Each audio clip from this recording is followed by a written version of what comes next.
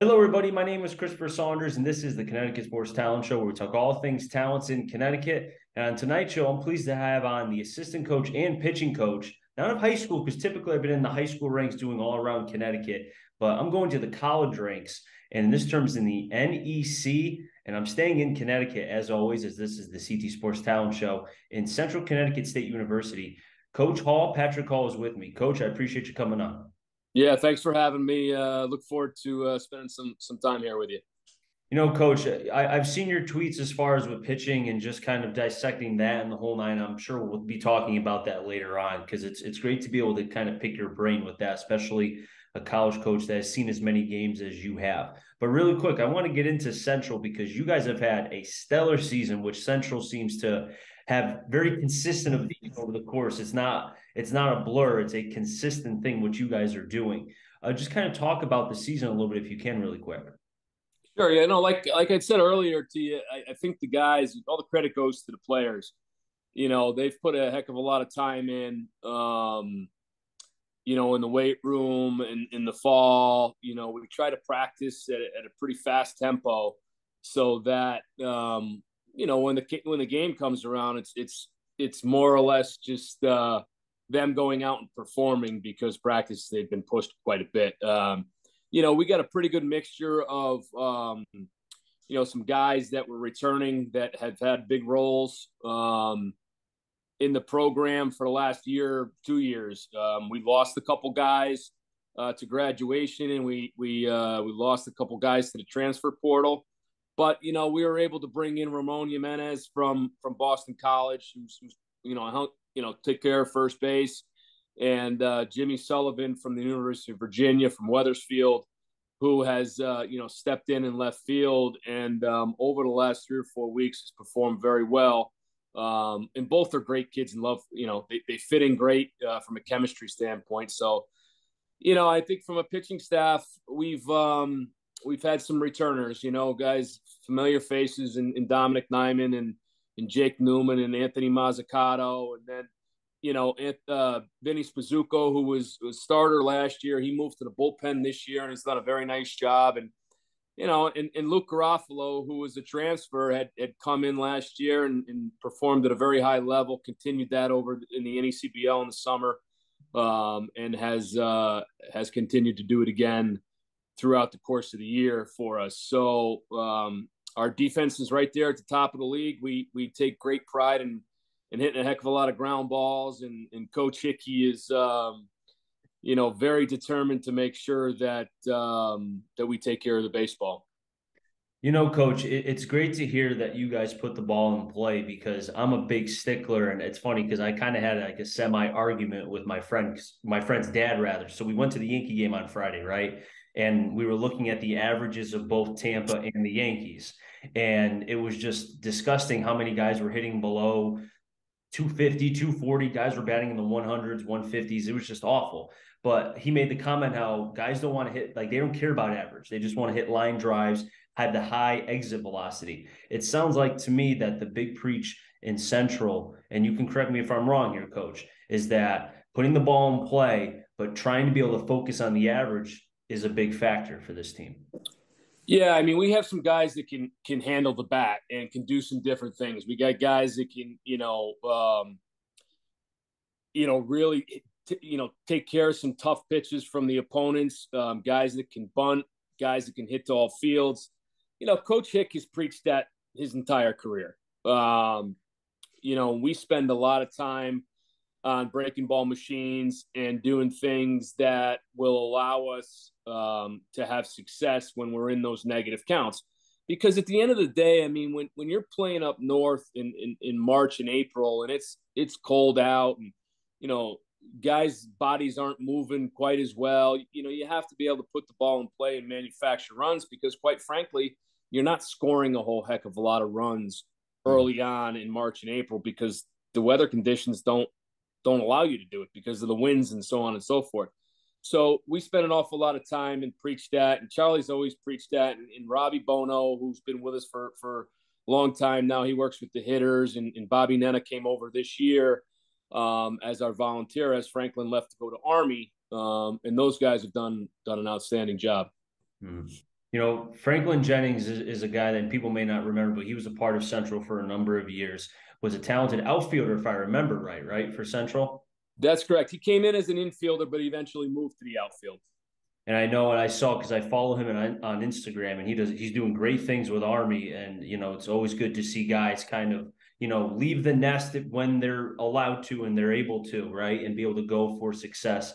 And he's being able to do that there. Speaking of a Connecticut product, you mentioned Jimmy Sullivan. I saw him when he was a graduate senior from Wethersfield, was going into his freshman year at his former college, which was Virginia. And I thought the kid had light tower power, could really kind of swing at it. But the biggest thing I noticed from calling the games with the Blues was he had a lot of swing and miss. And I didn't know if that was because he's so tall, and because for big guys, at least I think, it's very hard to be able to kind of, because he would get jammed inside a lot. Is that something that he's been able to improve on now being at Central? Yeah, I think there's a few things, right? So, the guys that are at Virginia are great coaches, and I'm very friendly with Coach McMullen down there. And I actually spoke on Jimmy's behalf when Coach McMullen was recruiting him. And I think that when you go and you play in the ACC, it's a different animal.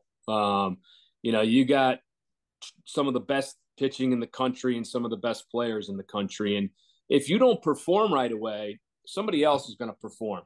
So I think Jimmy had 60 at-bats or 65 at-bats in his 4-year career. One of them was a COVID year at the University of Virginia. So now I think what's happened is that Jimmy is consistently getting at-bats. And Jimmy's a very good athlete. What people don't realize is Jimmy absolutely flies. He can really, really run. And he's a good athlete. He's a very bright kid, and a very coachable kid. And we're now getting the fruits because he's finally getting a bunch of at-bats. And I always say those good athletes, they're going to adjust, and all they need is a little bit of time. And I think now we're seeing that because he's got consistent at-bats over the course of the season.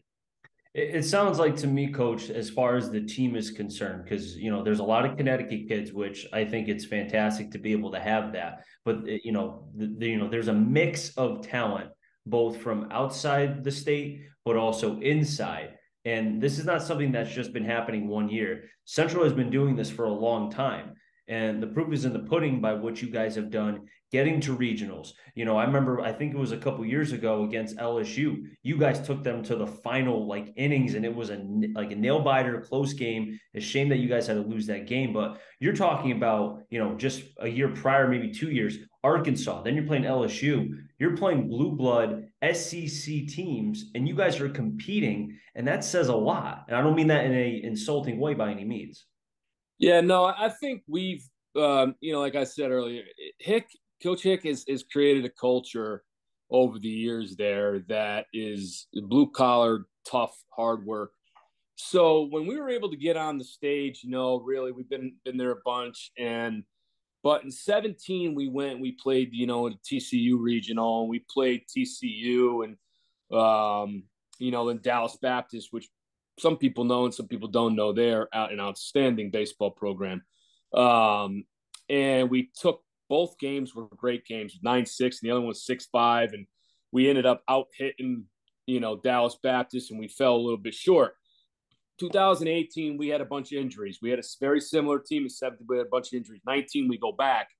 And in 19, we had a bunch of really good players, and we had some older pitching. And those guys, they just never thought that they were going to lose. Even the 17 team, So when we got to that stage in 19, when we won a game against Cal, and then 21, where we played Oregon tough, and then lost to LSU 6-5 in extra innings, our guys at that point, they had played in multiple regionals. Like, the big stage didn't scare them. It didn't make them nervous.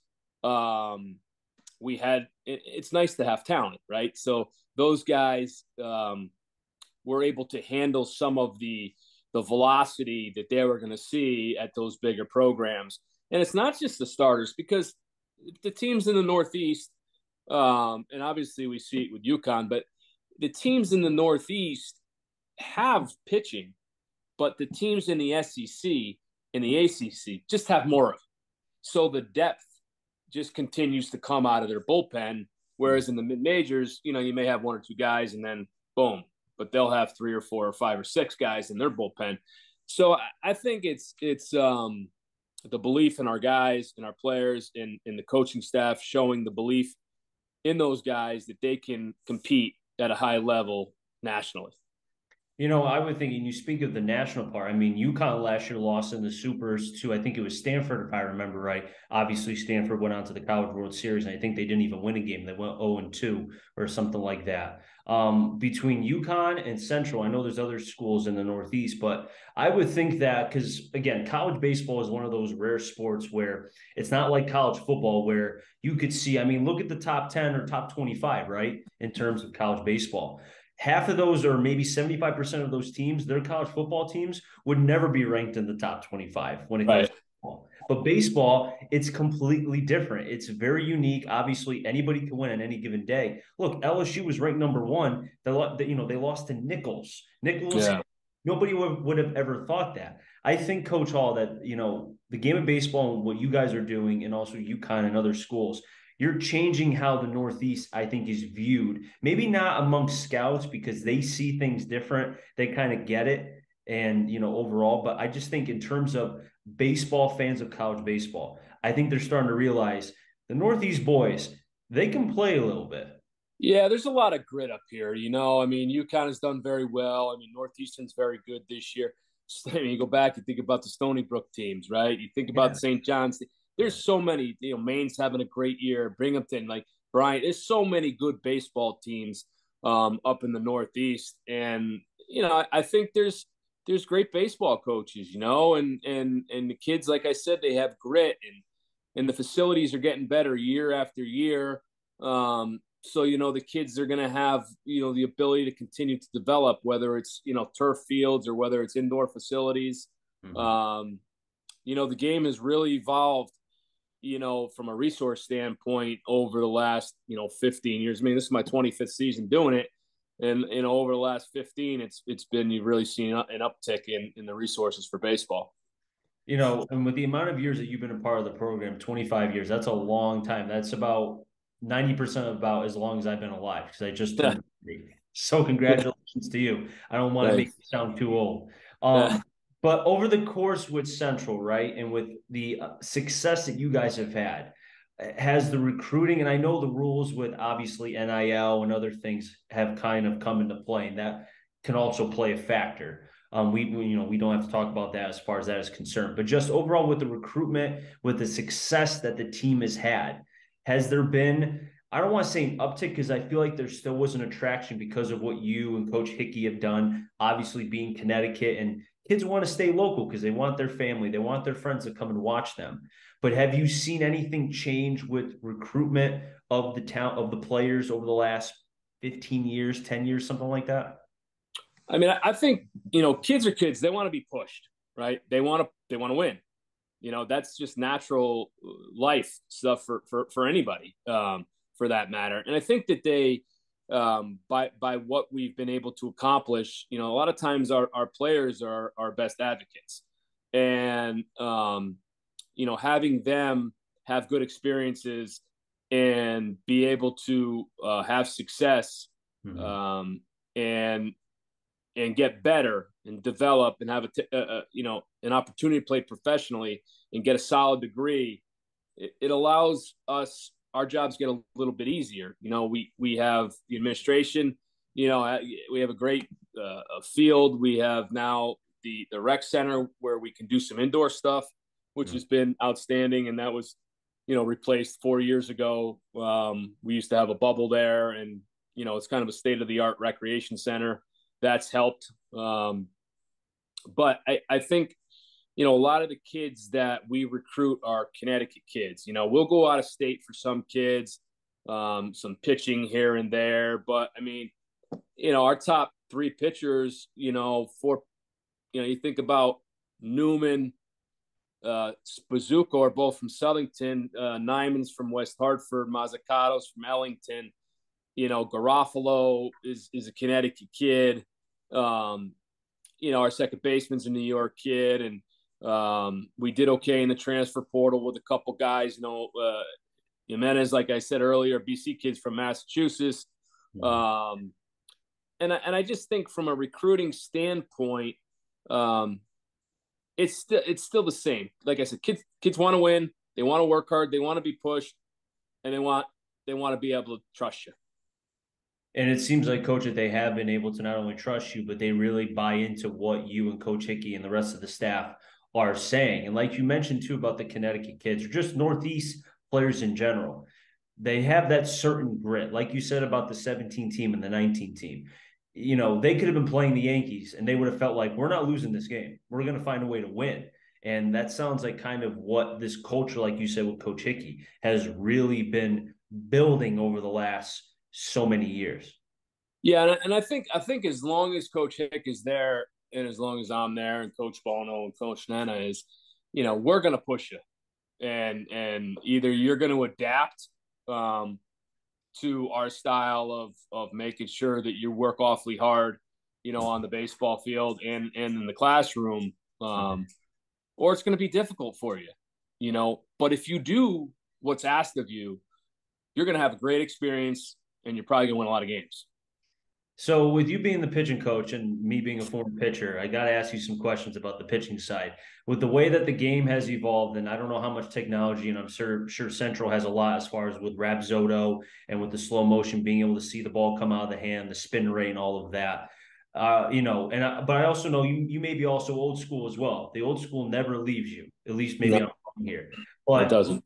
How much of that is like tempting to go to the technology because it's there and it could be useful, but also not forgetting that you have 25 plus many more years of experience. And sometimes the eyes see more than what the technology is saying. Does that make sense? Yeah, I think technology has its place in the game, and it's for practice. And if Rapsodo can help you develop, a little more hop, on your fastball, or at least show you the numbers, create a little bit more spin and kind of understand when you do something properly mechanically, that your spin rate goes up, then that's a good teaching tool, right? I am not a huge believer in it. And the reason why I'm not a huge believer in it is because I think sometimes too much information is bad information. I think that at the college level, the ability to be able to pitch, be able to throw a breaking ball behind in the count, be able to throw the baseball inside, be able to throw, the four different quadrants of, with your fastball, and be able to pitch to the pitcher's strengths, is awfully important. Most of the kids that we get, are going to be in that 85 to 93 range, right? So, you have to be able to field your position. You have to be able to hold runners. There's a lot of other things, little things that get into it with the game that's going to make you successful. And, a lot of people have done, the plyo balls, and I'm not, necessarily against them, but my belief is to throw the baseball with intent. And to long toss, there's still, in my mind, there's nothing better than that. I think the way your body moves efficiently and repeatable is the most important thing in pitching. Coach, is it fair to say, and it's funny that you mentioned that because I actually reached out to you because Kendall Rogers, who covers Division I baseball, I think baseball entirely, but baseball, subtweeted a tweet about, and I don't remember the pitcher, but I think it was an SEC school. I could be wrong, but the pitcher was injured, and I remember you saying something along the lines of kind of what you're saying now: the repeatability, mechanics. Too much of this, we're treating these pitchers like they're 110% every single pitch. It's like at some point, and I actually reached out to you and said the arm can't handle 110 every single time as far as the effort. And I just wonder, Coach, is it, as far as your pitchers, do you tell them that early, like, hey, we're not going to be throwing 110 here. There's going to be a lot of pacing. This is a marathon, not a sprint.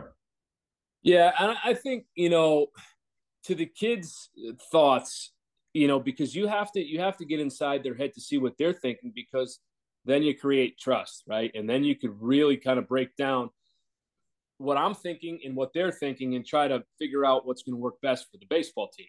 Mm-hmm. But I think their thought is, well, shit, I turn on the TV and everybody's 95 to 100.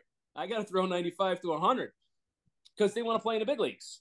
So I understand that thought, but the problem is that we've created this hysteria in youth baseball and at a lot of facilities that velocity means more than command. And that's not the case. Velocity is good.